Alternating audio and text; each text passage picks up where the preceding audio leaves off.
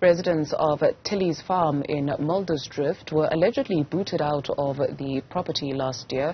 In July of 2022, the homes of these residents were, according to them, unlawfully demolished by MaxxLiving to clear the land for Country Gardens estate. Zola Sholwana is standing by with the owner of MaxxLiving, who will respond to the allegations. Good morning, Zola. A very good morning to you, Dudu. Now, you might understand that we spoke to residents that claimed that they've been unlawfully removed by MaxxLiving. They're complaining that they've been there for quite some time, even saying that they were built shacks that were rather regarded as temporary shelter, and later on they were told that they were going to be relocated to another place. But now we are joined by the owner of MaxxLiving, who is a property developer who's going to be responding to all those allegations. Sir, thank you very much for your time.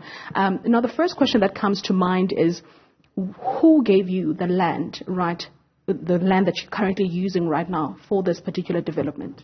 Okay, so we're a small investment company from the Netherlands, and we bought this land in order to come and showcase what we can do and change towards creating, better structures and better homes. So we bought the land, and we own this land. So now, the people that are saying they were forcefully removed from the land, you've got documents here that prove that there was an agreement to relocate, and you were also in conversation with these people. Yes. So 2 years prior to actually at the stage where we are here, there was about 600 people or so living on the land, and it was encumbered land, and we understood that when we purchased the land. And part of that was to talk to the community to say, how can we resolve this amicably? And we had engaged in a plan that took really a long time to negotiate, to get them to sign up with us so that we can relocate the community, so that we can open up the land to develop further. And so most of the people, you can see, signed for the documents, and together with Mugala, we actually constructed a plan where we can take the people and make them landowners, and we got stands assigned to them, and together with the municipality, we basically helped the people relocate in that. And so the majority and almost everybody signed as a relocation rather than an eviction process. So there was nothing unlawful about it, because if we agree to something, then there's nothing illegal about that. So, and we have the signatures from the people who moved, and we can talk to them. They're all very happy because we still employ them. We still make sure that they're taken care of. I think we're a very good employer to the people and supporting the community, rather than being accused of illegally evicting people, which we're not. Mm-hmm.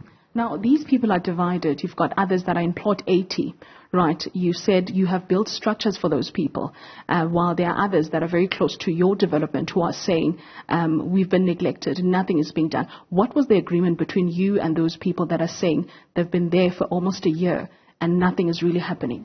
Well, so then what happened is the people that's currently on the land, they decided that they're going to go to the land claims court and claim the land. And the land claims court said, okay, you have to rebuild some of the structures for the people, which we agreed to do.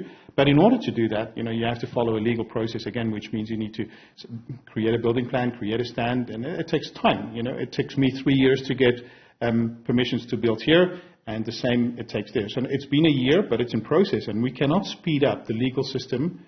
It's not our responsibility. That course of events just goes by itself. So we have all the intentions to redo what have been asked of us to do to support the community, because we're not here to, get hated about what we're doing. We're here to create communities. But the process also needs to be respected, that we have to follow the law in order to do it, and it takes time to get permissions and all those things in place. Mm-hmm.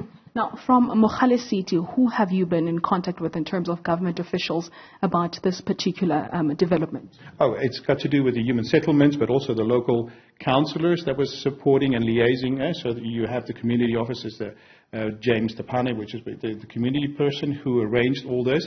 And so, it's a whole division from Mogale. So it's the human settlements, but you can also see Mogale went and give the people the stands, so we had to register that properly. So it's a whole, Mogale had a big team here, I think 20 people or so from all divisions within the municipality to make sure that the motion of the relocation went well.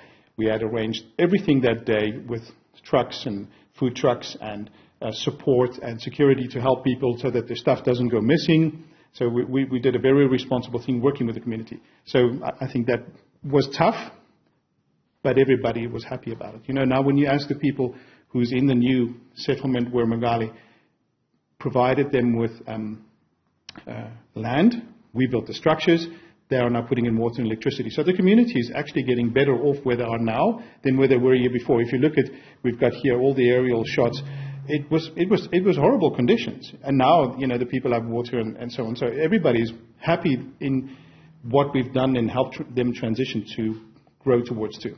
Mm-hmm. Now, the ones that are saying are suffering, you mentioned earlier that there was money that was actually given to them, certain amount of money, because they refused to be relocated to the new plot, which is plot 80. So I think they just want to extort us. They think we are the Dutch people who come here and then we have deep pockets. We had offered them, we'll give you 100,000 rand to leave, then you can rebuild if you don't want to be here. We've given them opportunities while we were rebuilding to go and live in Cosmo City to rent them apartments. They refused. I think we've given them so many opportunities to go be better than here. They refused all of it. They just said, we want this land, we'll show you who's the boss here. That's really what it comes down to as the game they're playing. I feel the game they're playing with us as developers while we're trying to really help them.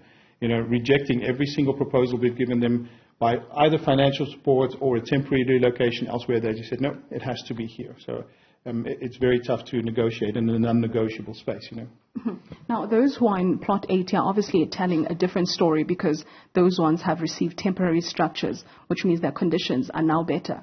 Absolutely, yes, and they've got water and they're happy. And, there was, not too long ago, there was a small get-together here on site where the people said they're going to, create a small riot. They were the only 15 people. And with all respect, if we had done it so unlawful and so evicted, those 600 other people would have joined them, and yet they were left alone because the communities are with us. We are really trying to better the stuff here.